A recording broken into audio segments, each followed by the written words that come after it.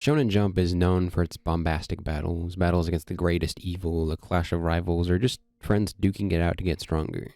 I love a good fight like Ichigo vs Aizen, Luffy vs Katakuri, Naruto vs Sasuke, Meruem vs Netero, etc., etc. I could do this all day. Shonen Jump has some of the coolest fights in any fiction I've ever read, but usually by the end, the evil is defeated and the rousing joy of victory overtakes the atmosphere of the story. However, for one Yoshiro Togashi before Hunter x Hunter, he managed to make a fight that made me feel a profound emptiness that eventually led to some tears. The battle concludes, so the outcome doesn't feel good. Allow me to tell you about Kurama vs Amanuma, the saddest fight in manga. Amanuma is just a kid who was swept up by Sensui into his nefarious plans, unaware that he was playing with his own life.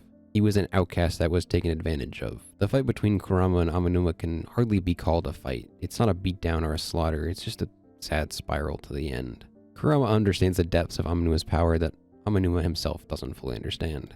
And once Kurama understands the full picture, he's set at just how awful Sensui can be to this child. The end result of this fight is laid bare from before it even begins. If they lose this game, you will die. The fight is more about showing just how depraved Sensui is as Amanuma begins to slowly understand his position in all of this. Kurama doesn't mince words on how things will play out. He's cold, but he's hiding his pain. It's hard to stay collected as he defeats Amanuma, but the game concludes. Amanuma dies on the spot, a tear left in his eyes as the game takes his life. It's a simple fight, only a chapter long, but it's imbued with such sadness. Amanuma was a child swept up and manipulated by an adult, and it cost him his life. Kurama's unwavering resolve as the end of the game shows his true feelings. His hatred of Sensui reaches an all-time high at the depths of cruelty Sensui would stoop to.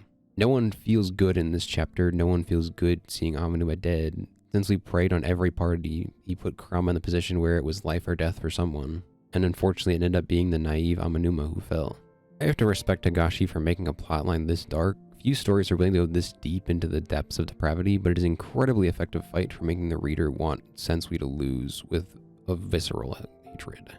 It's one of the many things I respect about Togashi as a storyteller. He's very effective at showing the depths of characters by putting them in situations that expose them to the extremes.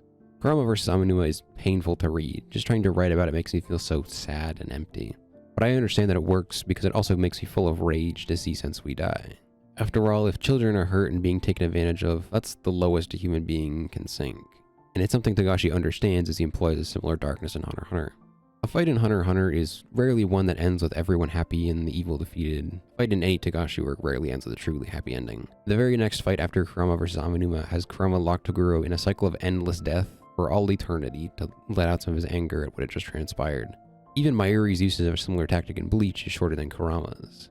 Togashi isn't afraid to make some mangled fights that feel cruel when they finish. It's hard to top dying for all eternity, but Togashi takes alternative routes to a fight that finishes with no one feeling good about it.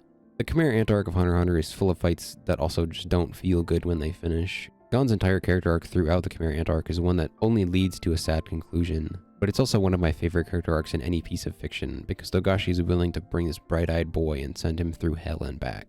It's revealed later that Amanuma is resurrected by Quenma, so ultimately he is able to lead a new life just like Gon after the Chimera Ant arc. But the Kurama vs Amanuma fight is a fight that has stuck with me ever since I read it because it goes to a darkness that few shonen manga are willing to go. Few fights in any piece of fiction ever can make me feel such an emptiness as seeing Amanuma laying dead with a tear in his eye, afraid of death even in his final moments. Editor's note, as I'm editing this, I'm realizing that the game being Tetris is just an extra little, functionally Tetris, it's not technically Tetris, but whatever, you get the point, is just the icing on top because it's a game that the blocks will continue falling. You cannot stop them from falling, just as Amanuma cannot stop himself from eventually dying, which is operating on another level.